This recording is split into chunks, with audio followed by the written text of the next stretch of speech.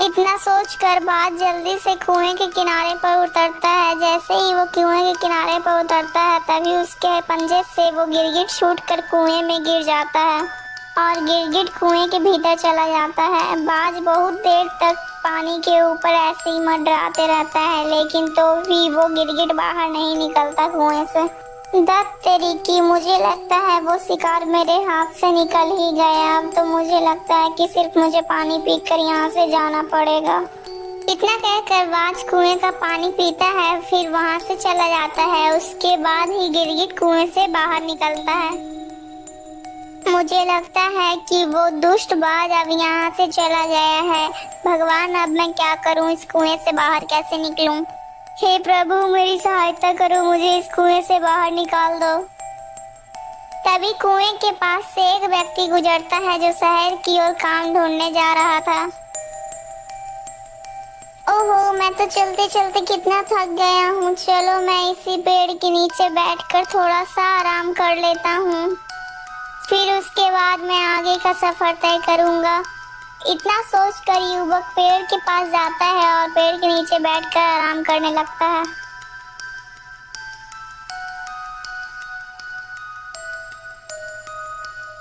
हे भगवान, कोई मुझे इस कुएं से बाहर निकालो। हे भगवान, ये किसकी आवाज है? मुझे तो लगता है कि कोई मुसीबत में है। मुझे लगता है कि यह आवाज इस कुएं से आ रही है। चलो मैं जल्दी से इस कुएं के पास जाकर देखता हूँ।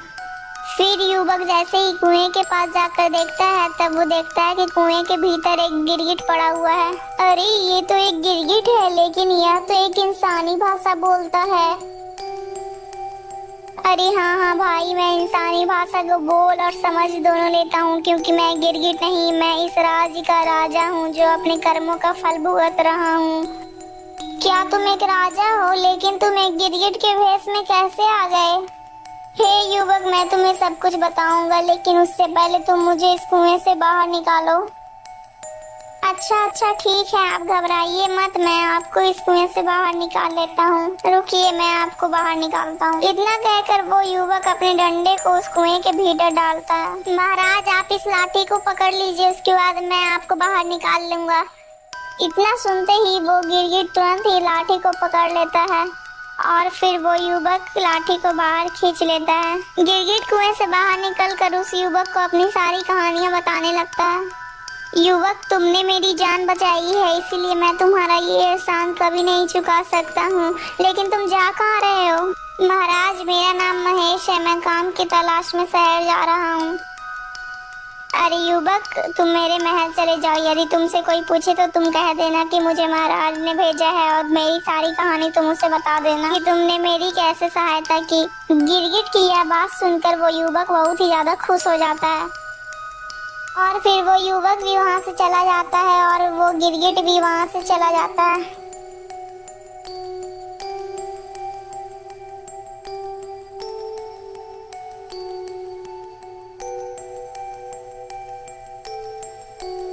गिरगिट चलते चलते जल्दी ही कंजावरन की गुफाओं में पहुंच जाता है।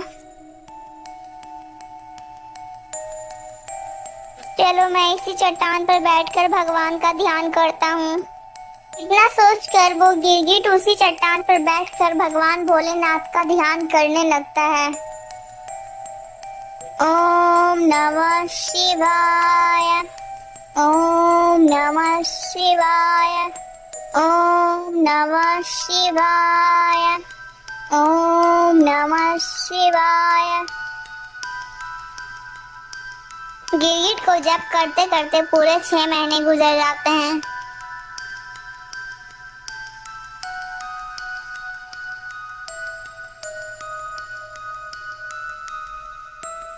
आंखें खोलो पुत्र, देखो मैं तुम्हारे सामने ही खड़ा हूँ। इतना बोलकर जब गिरगिट के कानों में ये आवाज गई तो वो आंखें खोलकर देखता है। तब स्वयं भगवान शंकर उसके सामने प्रकट थे। उनके दर्शन मार्ग से तुरंत राजा अपने स्वयं रूप में आ जाता है।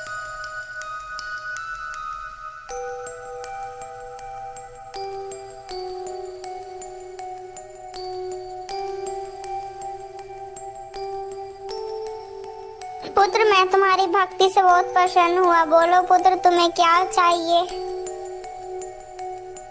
हे पिता परमात्मा, जिसके दर्शन आपके हो गए हो, उसे आपसे और क्या चाहिए? आपके दर्शन पाके मुझे सब कुछ मिल गया और मुझे कुछ भी नहीं चाहिए भगवान।